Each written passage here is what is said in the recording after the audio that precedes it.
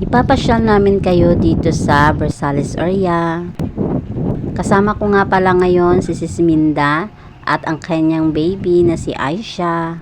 Ito na nga pala yung lugar guys kung saan kumuha kami ng lote ng partner ko.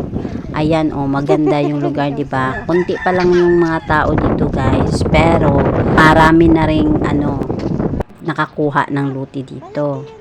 Alam nyo ba, ang pinaka nagustuhan ko dito ay yung yung paligid, siya, presko, tapos mahangin, tapos parang alam mo yon yung parang malayo ka sa gulo,